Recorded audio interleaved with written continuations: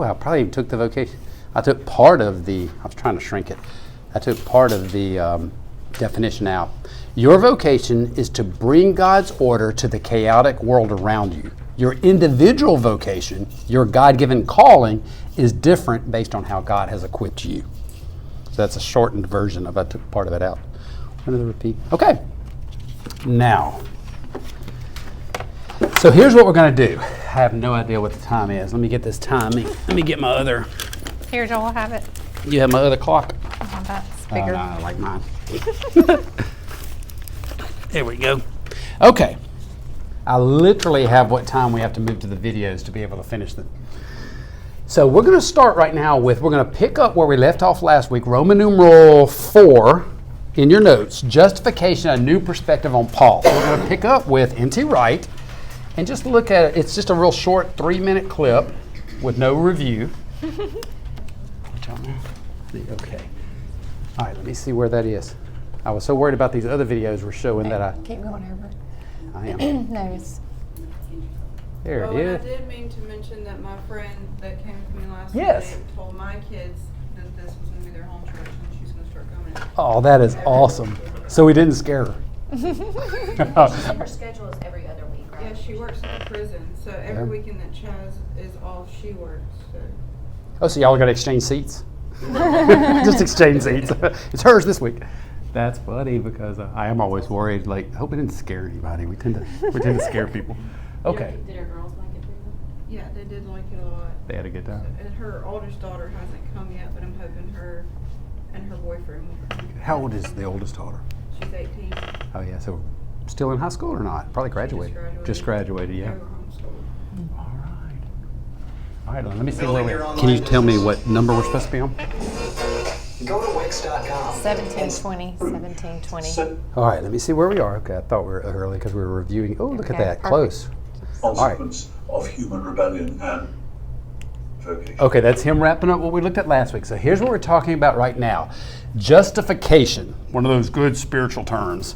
You are saved by grace. You're justified, sanctified, and eventually glorified. So it's one of those Christian terms. Justification. All that means is how are you made right with God? How are you justified to God? And so this is it. Punch those 3 out real quick. The sanctification, justification, like. Justification, how are you made right? Well, you jump in there. You've got that. Justification You talk about that all the time. is present tense. Is that past No, tense? let's see. Past tense, past tense. Past tense, Past present tense. tense, and future tense. Well, here's how we usually start. We have a whole series teaching on this. A lot of times I'll ask, are you saved? And everybody will go, yes. And I'll say, no, you're not. And the point, I can't remember how I usually start it.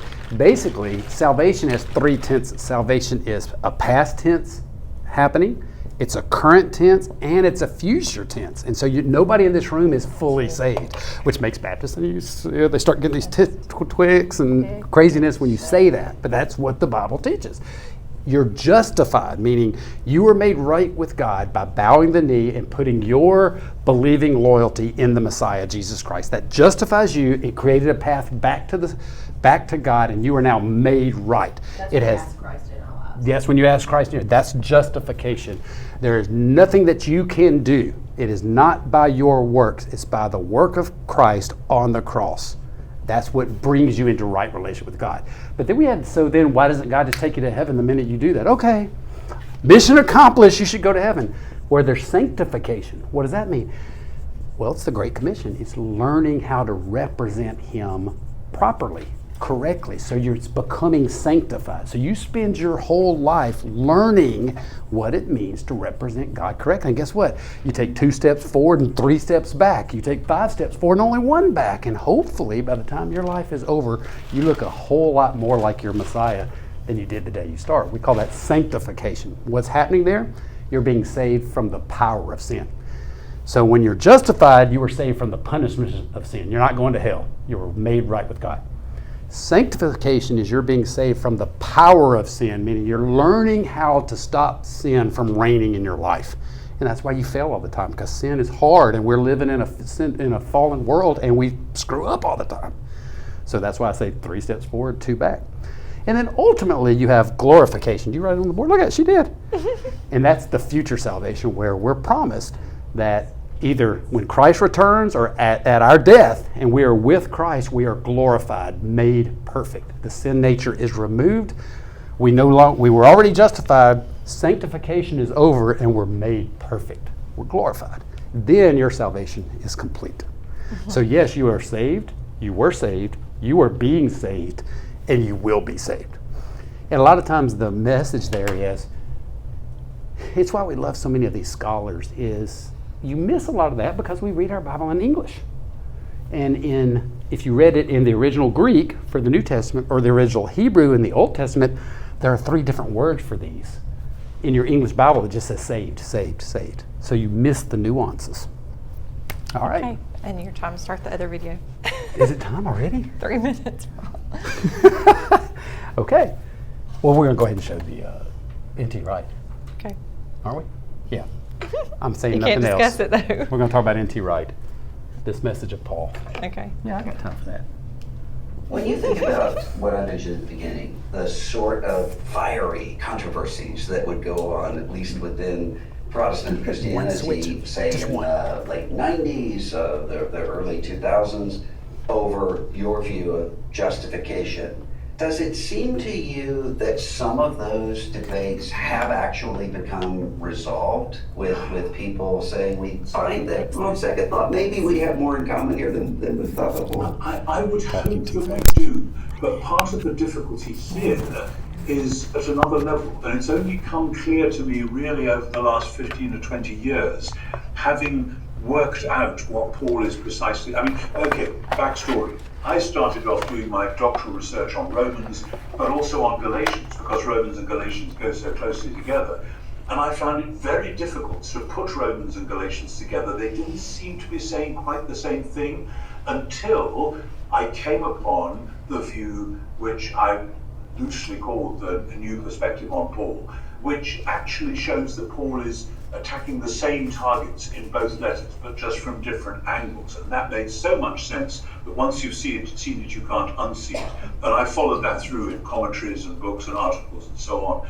But then, more recently, it's become clear to me that we have framed our justification language in terms of the medieval debates. And the medieval debates were all about how can my soul go up to heaven and find its way to the beatific vision, the vision. That's a good point. With his a little bit of English accent, and he's talking theologically, what he's saying there is we've framed our understanding of justification in the modern church with more of the medieval view, not really the biblical view as much, more of the medieval view, which is how do we get our soul through this path up to heaven, a future destination. And we've kind of, in the modern church, we kind of look at justification that way. Pagans look for too. Yeah. Who said that? Right there. Of God. And so the question is, do you do that by following some legalistic regime, or do you do it by saying a prayer and believing? If that's the choice, then obviously the prayer and the faith is the crucial thing. But the Bible story isn't about how my soul goes up to heaven. The whole Bible story from Genesis to Revelation is how God comes down to be with his people. That's what God wanted to do from the beginning. It's what God has done in Jesus. It's what God continues to do by the Spirit. And when you frame justification that way and say that the aim of it all is new creation, it's not getting us out of this terrible place called earth and off to some place else called heaven. It's for heaven and earth to come together. That framework, which I think more and more people are getting hold of, then suddenly justification makes sense. And the way I put it is like this. God has promised to put the whole world right at the end. That's the final restoration, the liberation of creation from its slavery to decay. Now, in the present time, because of the death of Jesus, God puts human beings right so that they can be part of his putting right project. Y'all get that? That is amazing. So at this point, God puts human beings right so that they can be a part of his putting right project. The Great Commission, doing the will of God, being not a moralized set of rules that I follow. It's doing the mission God has commissioned you to do as his representative and his follower. And that's what he means by it's a broader perspective of justification. To be justified, to be made right with God is not simply saying, I believe. It's living a life where you are representing him and in right relationship with him by doing what he's told you to do. It's David. David was not a moral person. He committed adultery and killed his own friend so that he could be with his wife.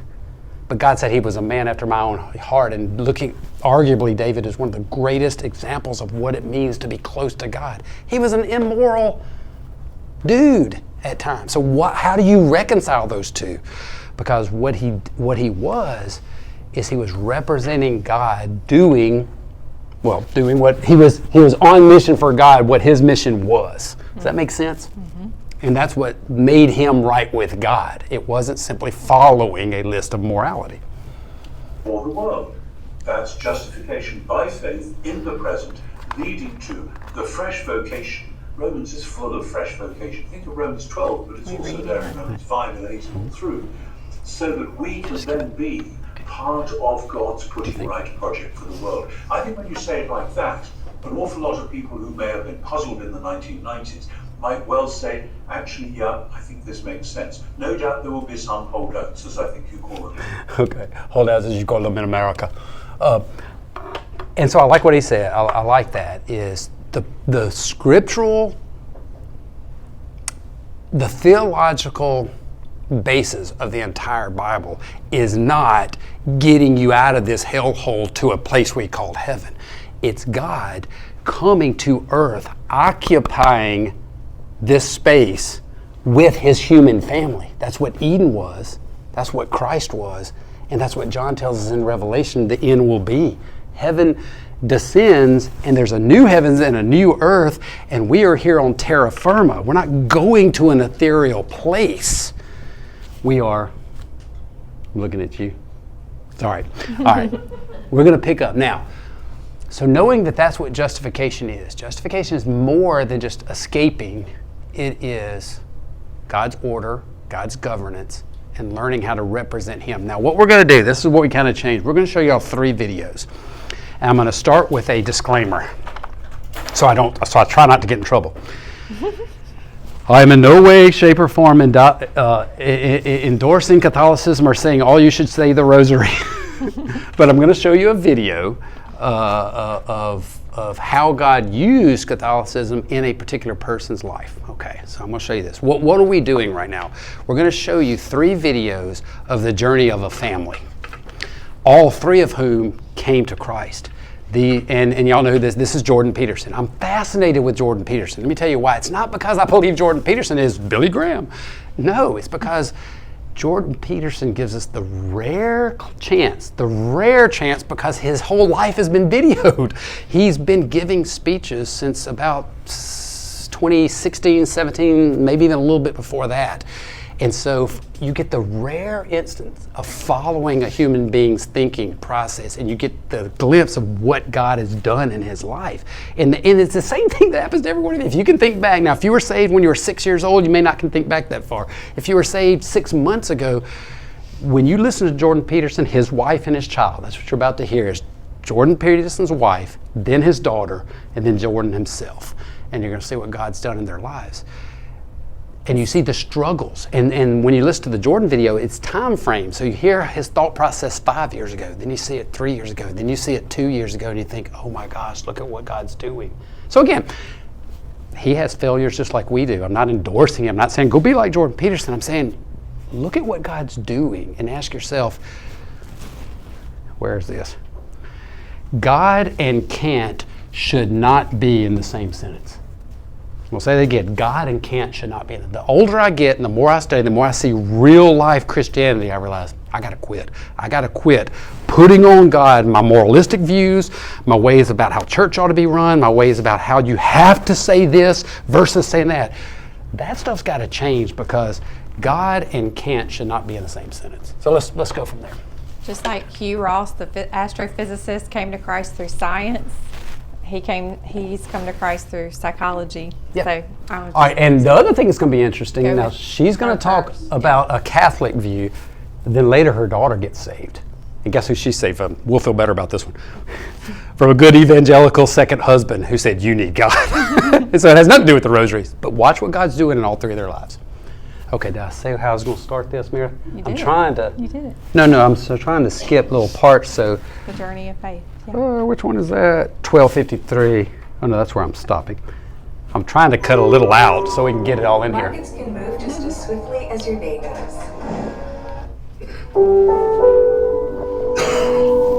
She had a very rare cancer, which was 100% fatal, and which generally conferred upon its bearer a lifespan of approximately 10 months. People can imagine what that would be like. My mother's family, they all died fairly young from cancer and different kinds of things. When I was sitting in the office with my husband, we were shocked, but I also thought back to my family and how everyone had passed away early and there was cancer, and I thought, okay, maybe, this is my destiny genetically.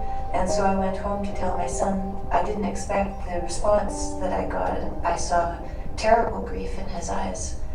And somehow that grief reflected back to me his love for me, and I realized that I did not have that same feeling of worthiness for myself.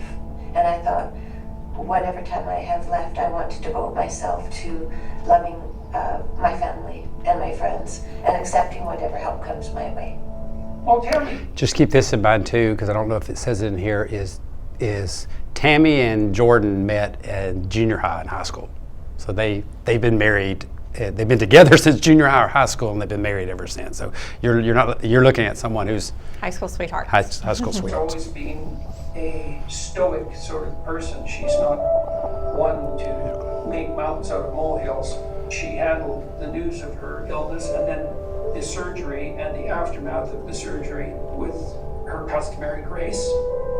They had taken out all the lymph. There was one place where it didn't heal properly, and my body filled up with fluid. I had lost 30 pounds.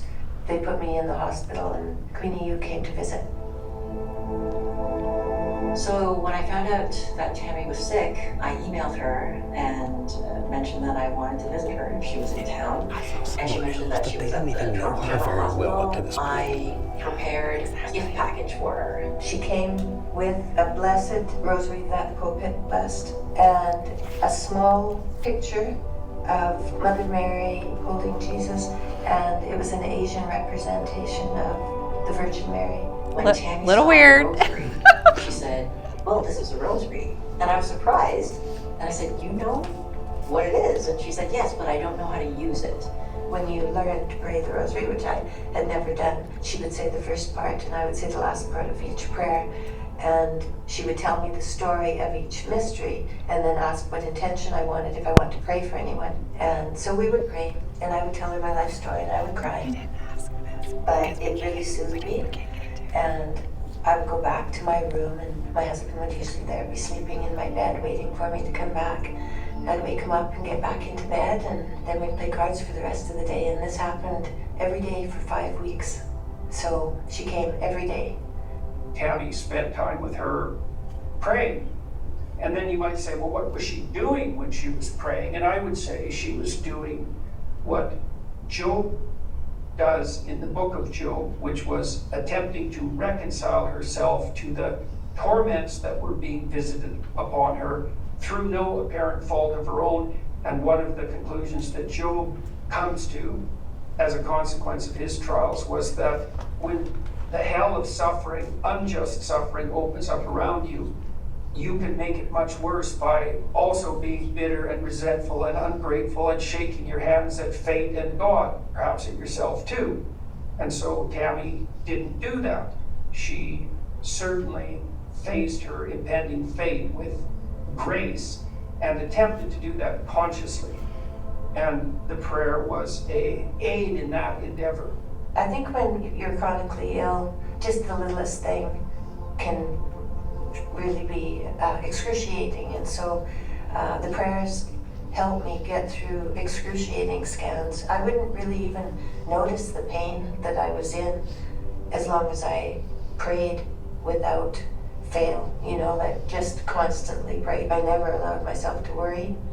I just gave myself to God and to the prayer to take me where I needed to go, where He needed me to go, whatever He needed me to go through.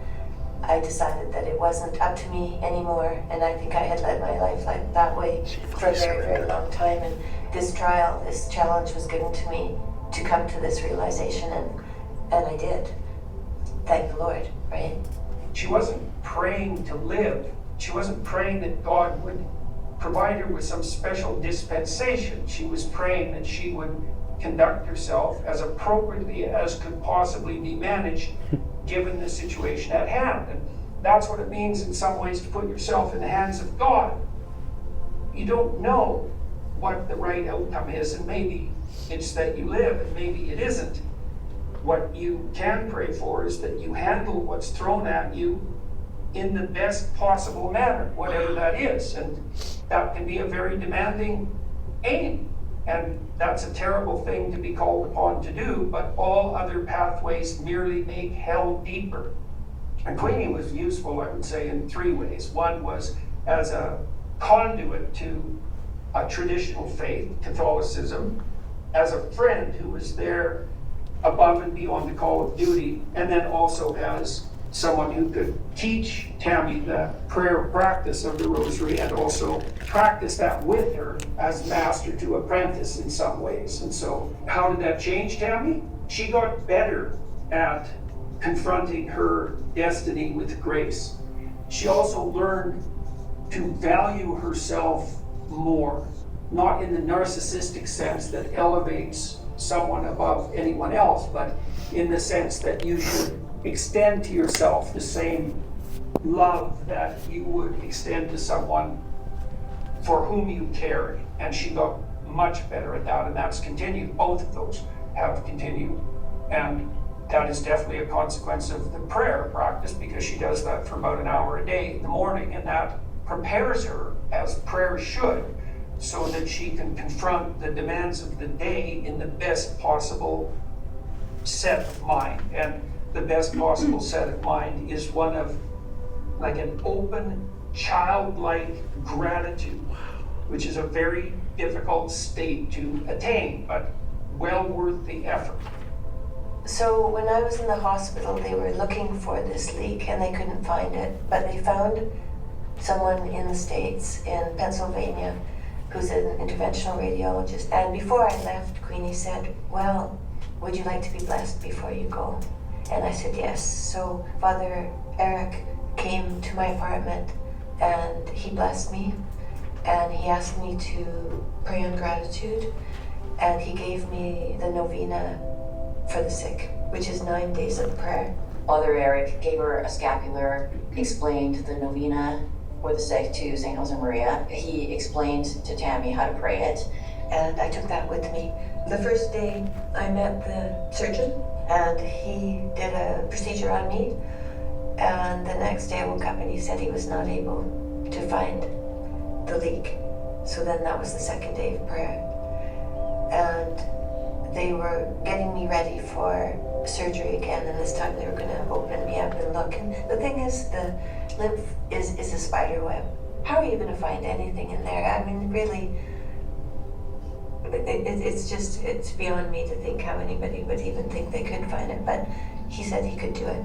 And they said, you know, the only way we would know if you were healed or not is if you ate something with fat in it, and it would show in the bag, because the lymph actually takes care of the fat.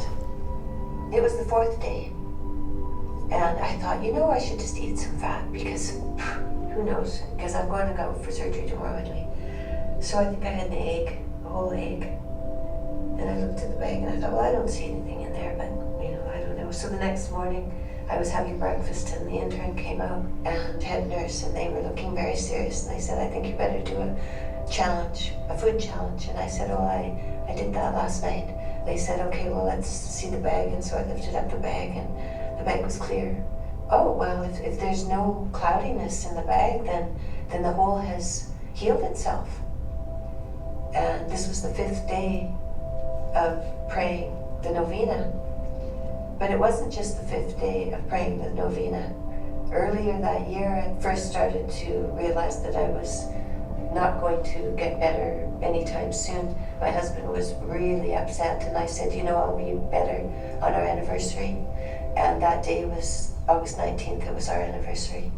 It's very difficult to disentangle these things because we had excellent surgeons. The intervention of the radiologist could well have irritated the tissue that was damaged enough to facilitate healing. And that's the simplest explanation.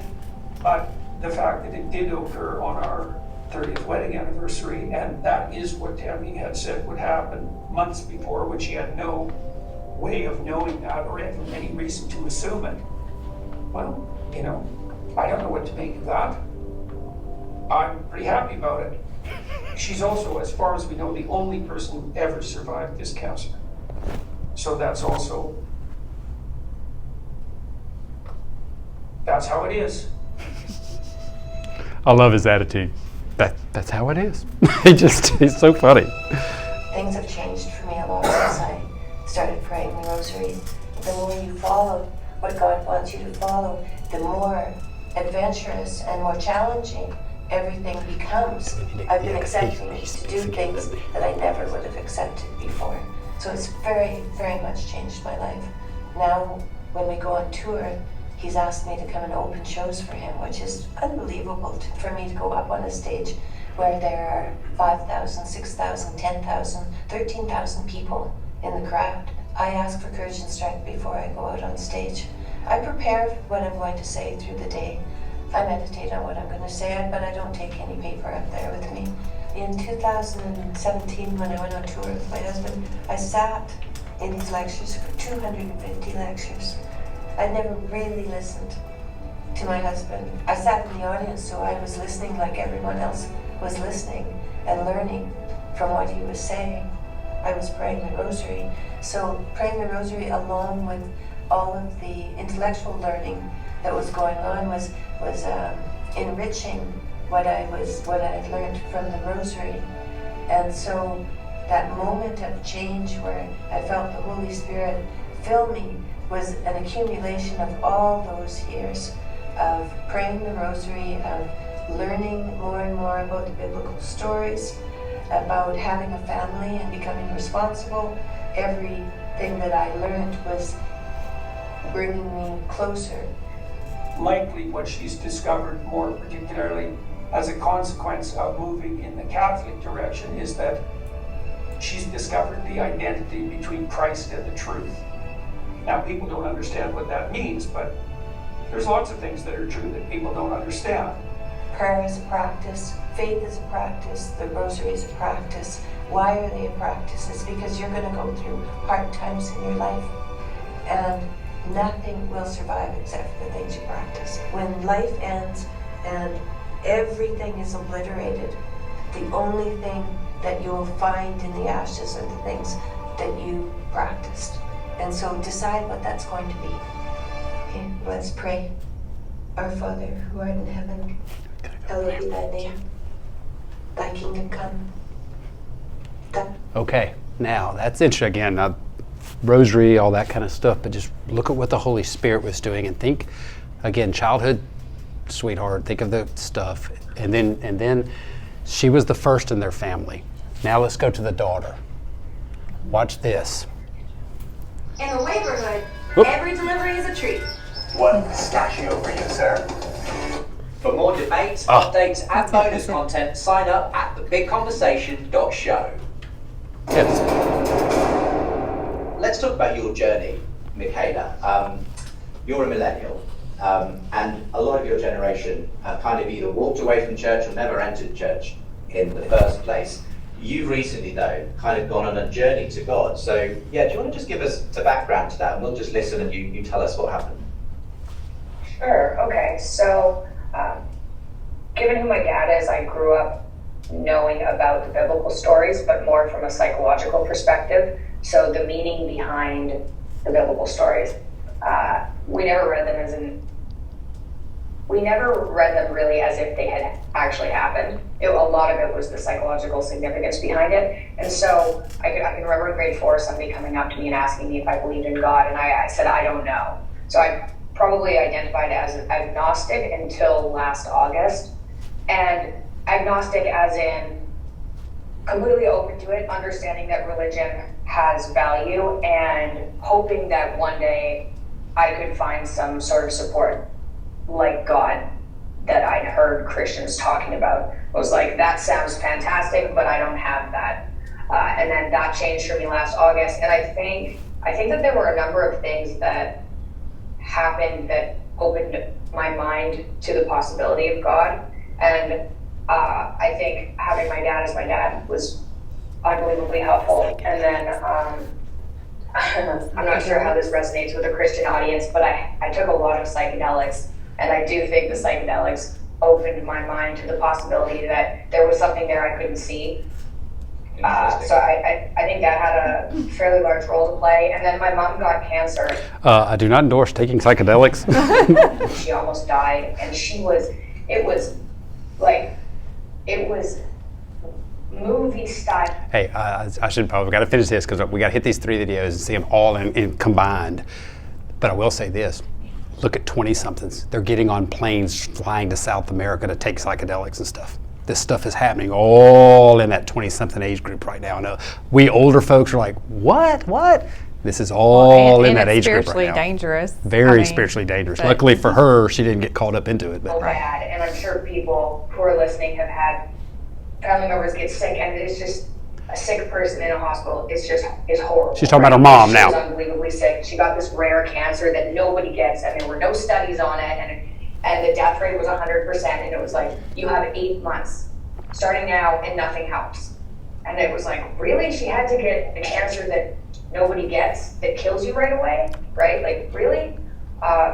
She wasn't that old. I think I could be off by a year, but like 57, right? It was like, that's not fair at all.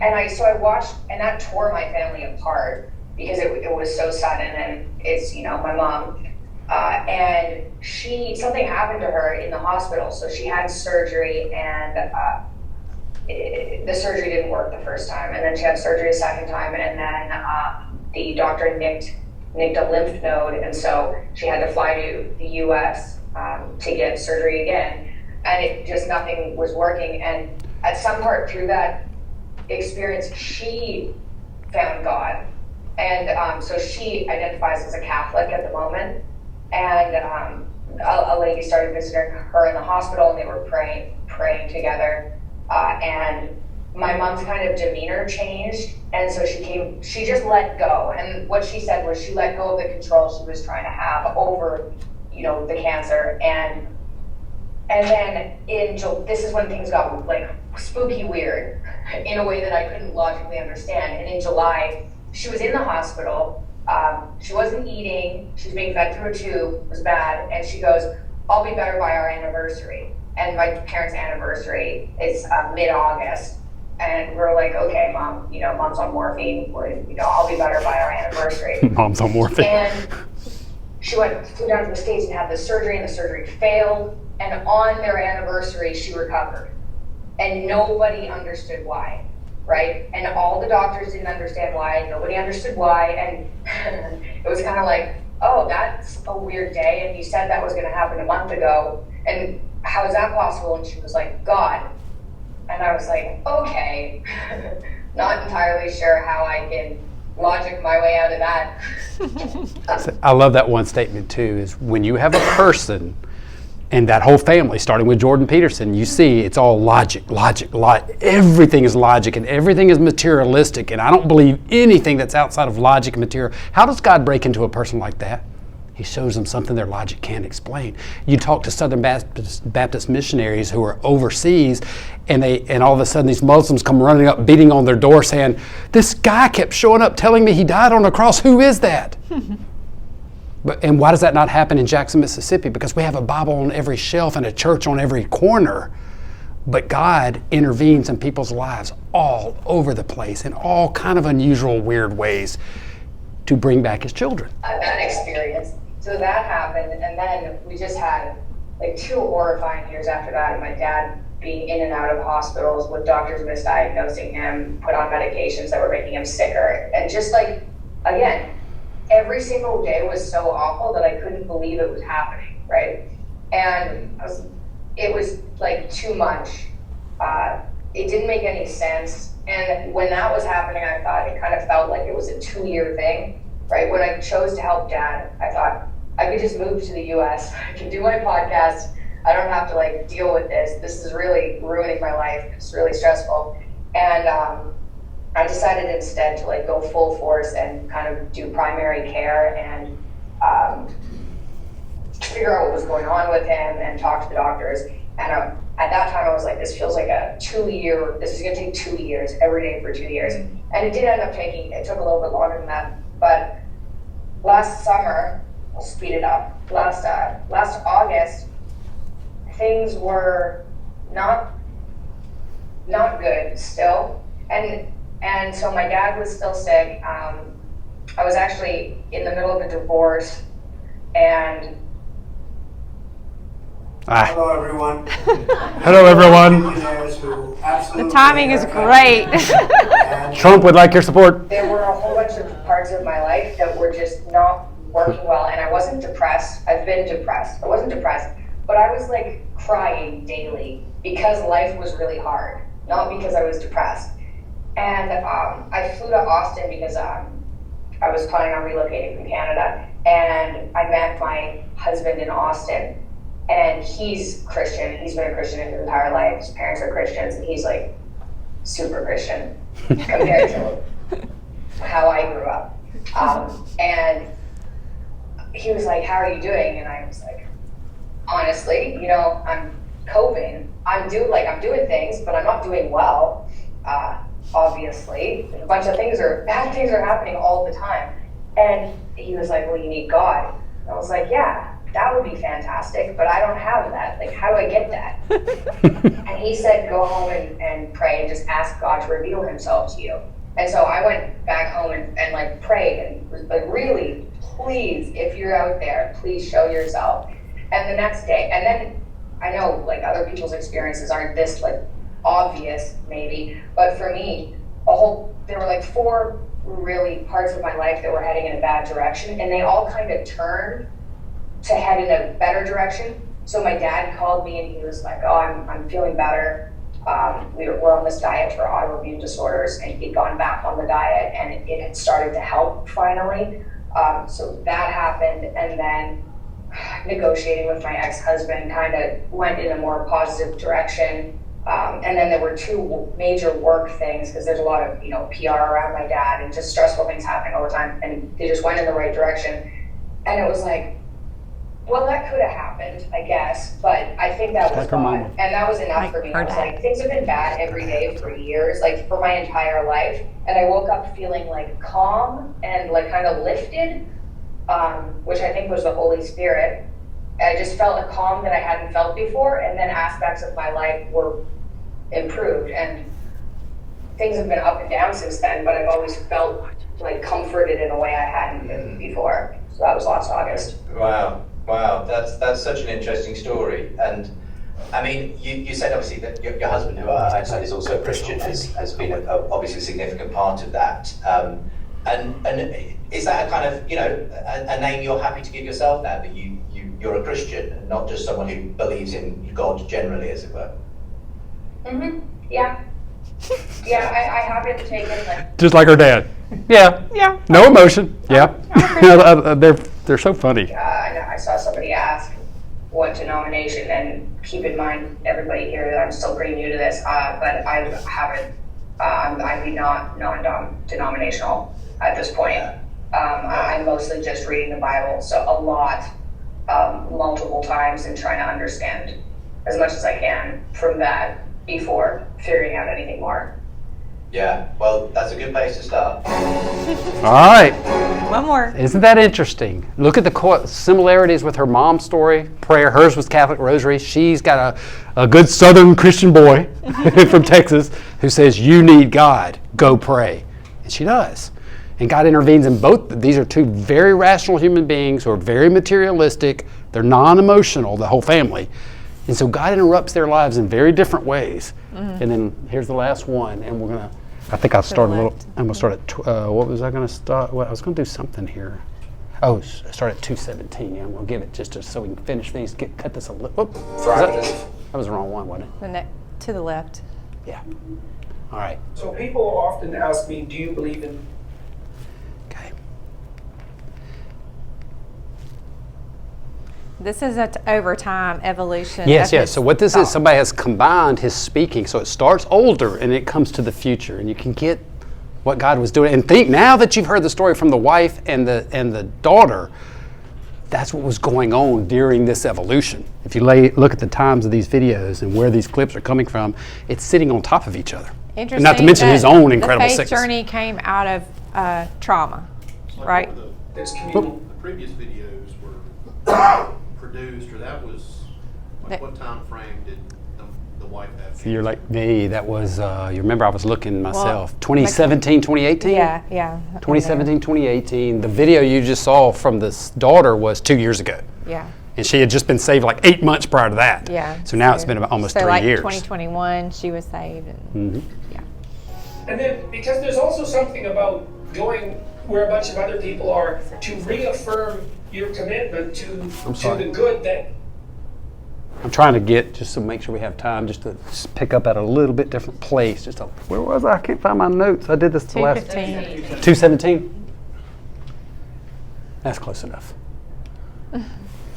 I really do think it's a catastrophe that we've lost it, because we don't have a center, an ethical center that holds our community together, and the consequence of that is that we're fragmented right now.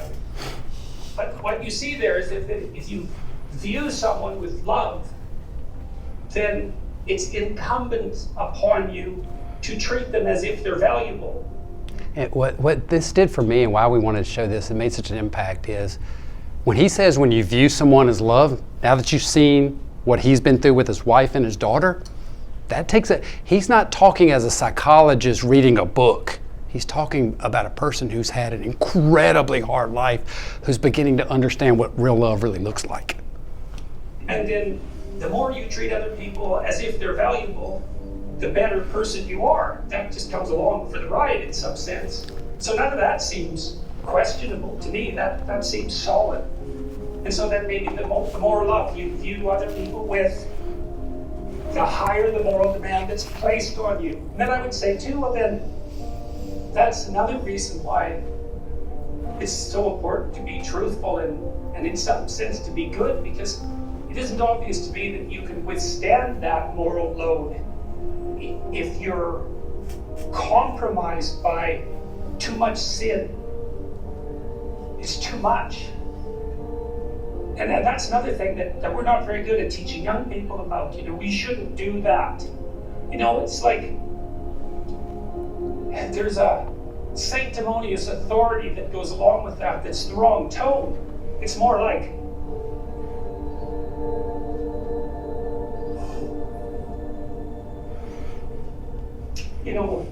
I don't know how you lay it out properly, but you tell people that you love how to avoid the road to hell.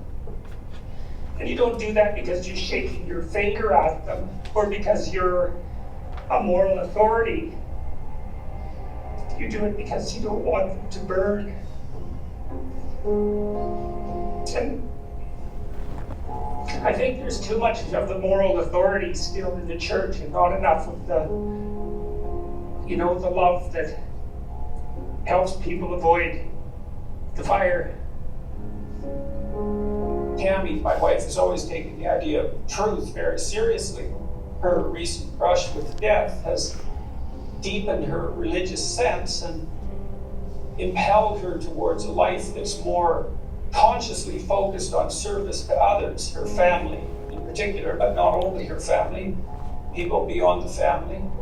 And I also think that's a function to some degree of our stage of life. She's a grandmother now, and her children are grown and able to take care of themselves, and so she can turn her attention to other people, maybe farther afield from the immediate family. I'm watching what she's doing and listening to her, and What? Spreading God's good order and governance. That's what you're seeing here. You're seeing it actually played out in people's lives. Watching her practical application of her faith, and that affects me just as everything she does affects me, because I watch what she does and take it seriously. Her recent actions have indicated she's helped a number of people quite substantially, the group that she's been communicating with, and all of that's very interesting to me. She's showing me, I've taken the idea of God seriously for a very long time, and I've said on multiple occasions that I try to act as though God exists, and that's essentially my definition of belief. When people say, do you believe in God? Belief is a multi-dimensional word, and one question is, well, what do you mean by belief? And for me, the proof of belief is to be found in action. I decided that I would act as if God existed a long while back, and of course I'm imperfect in that, inevitably. Now, she's doing that more explicitly as well. Not that she wasn't doing it quite well to begin with. She's doing it more explicitly and also more within the confines of traditional religious conceptions. Although she's not attending church, she's associated with a number of people who are formally religious, and all of that's informing the way that she conducts herself. It's watching her do that has also highlighted for me the missing praxis in Western Christianity. If you want to be a Christian, let's say, if you think that's necessary, it's not exactly obvious what you should do. You should go to church, but that's not enough, I don't think. I find it useful to contemplate the highest good on a continual basis.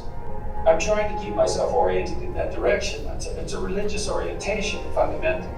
It's an overwhelming orientation. But there's no escaping the questions of the ultimate meaning of life. I'm not an atheist anymore, because I don't look at the world that way anymore. I'm not a materialist anymore. I don't think the world's made out of matter. I think it's made out of what matters. It's made out of meaning. What we orient towards unconsciously, which means what captures our attention, is meaning, and it captures our attention before we know what it is. The brain acts as if the world's made out of information or made out of meaning. Who would have the audacity to claim? This is fascinating. He's going back to why he never, when somebody would directly ask him, do you believe? He hates answering the question. He said it already, you got a little bit of it, but listen, when I hear this explanation, I'm like, man, this should be our explanation. This is what we should feel. The point is that if you believe, it requires something from you so great that you better be careful before you say it. And we believe that because we say that all the time about, hey, it's more than just a declaration. I believe in Jesus. No, but the demons believe and shudder.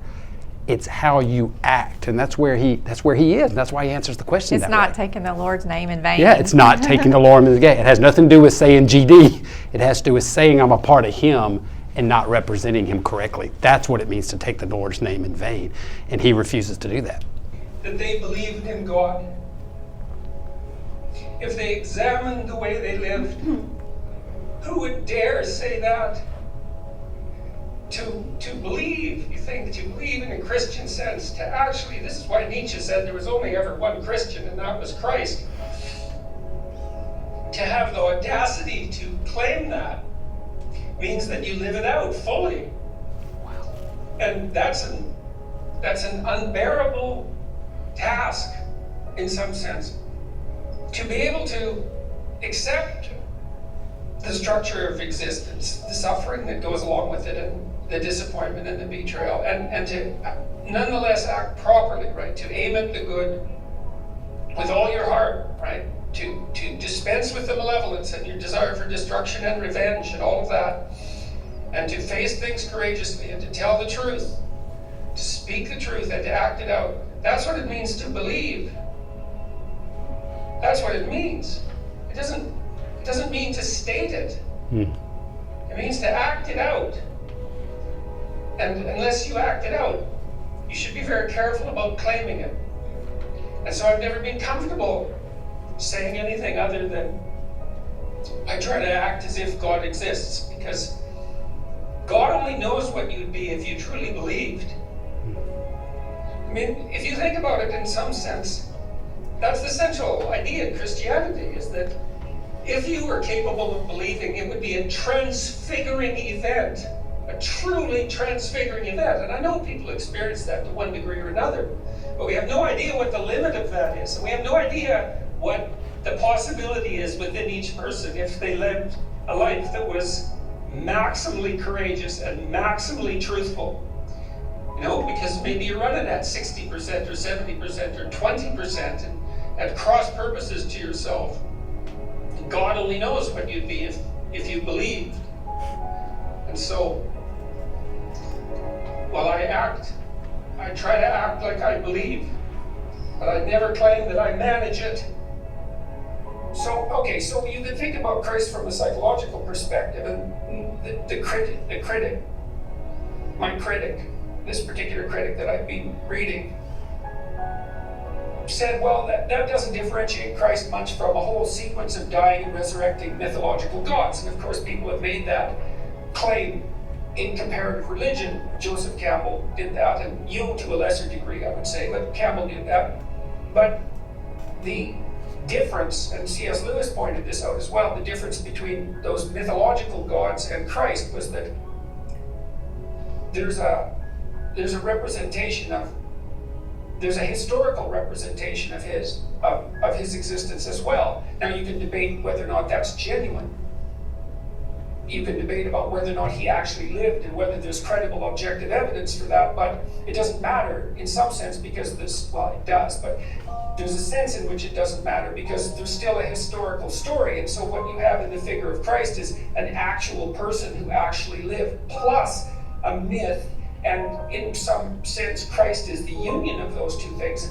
The problem is I probably believe that, but I don't know. I'm amazed at my own belief, and I don't understand it. Like, because I've seen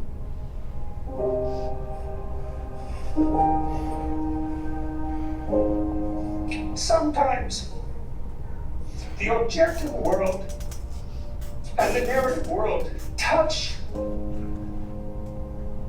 You know, that's Jungian synchronicity. And I've seen that many times in my own life. And so in some sense, I believe it's undeniable. You know, we have a narrative sense of the world. For me, that's been the world of morality. That's the world that tells us how to act. It's real. Like, we treat it like it's real. It's not the objective world. But the narrative and the objective world touch. And the ultimate example of that, in principle, is supposed to be Christ. But I don't know what to, that seems to me oddly plausible, but I still don't know what to make of it. It's too, and partly because it's too terrifying a reality to fully believe. I don't even know what would happen to you if you fully believed it. But are you a prophet? See, to say yes or no, I have to think about how I might be conceptualized. How what I'm doing might be conceptualized. No, I think I see myself as a psychologist, and fundamentally, I am a psychologist. I'm a behavioral psychologist, and I got very interested in psychoanalytic thinking, especially the Jungian variants, and I'm a professor, and I'm doing that, you know, on a much larger stage, let's say. But that's really what I'm doing, and so it's a combination of those two things. And I speak about religious matters, but I don't see myself as a religious leader. I don't want to make that.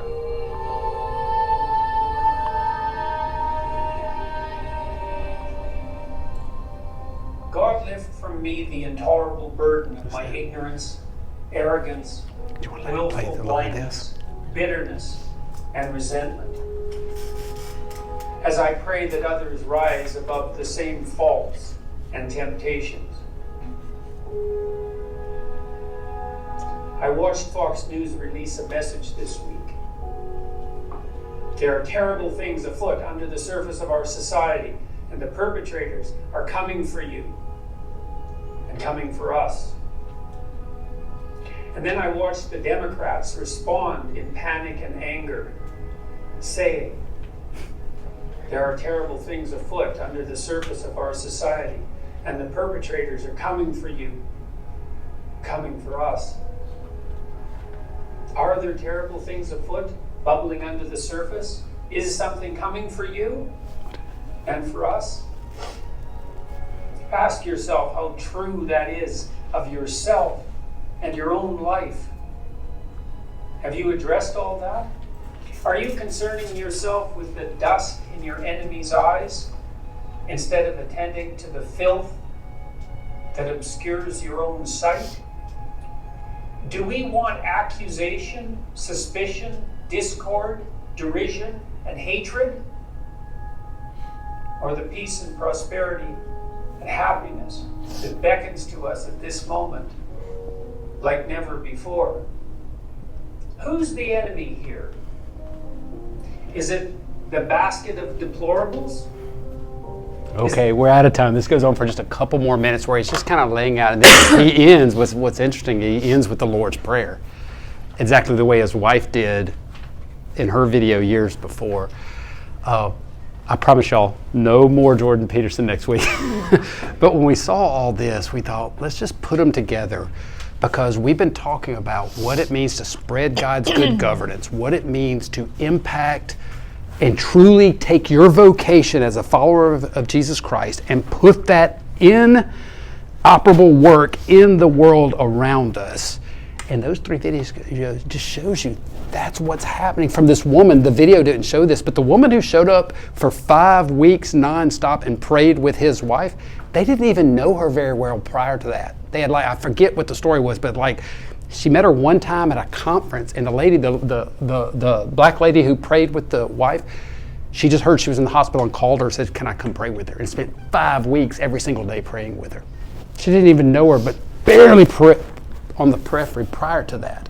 There's something about taking your relationship with Christ seriously, representing Him, and spreading that good governance. That is our occupation. It's what we are to do.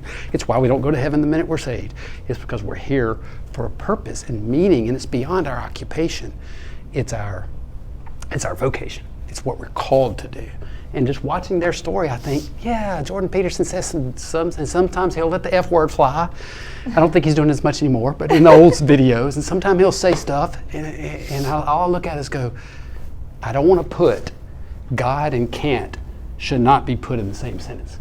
God does weird, crazy things in families, all to call them back to Him, the Father of the family. Okay, I'm going to quit. Let's pray us out of here and get over to church. And I promise, no more videos. We're going back to NT Wright next week. Next week. Are you praying over me? Dear Lord, thank you so much for showing us that that you leave the 99 and pursue the one, and you go after us and pursue us because you want us to join your family. Help us to remember that, and help us to be a conduit, a friend, a teacher to those around us, to bring them to your family. In Jesus' name, amen. Amen. All right, get out of here. You got like 3 minutes. Not quite. Well, no, we have 7 minutes. It's a long time.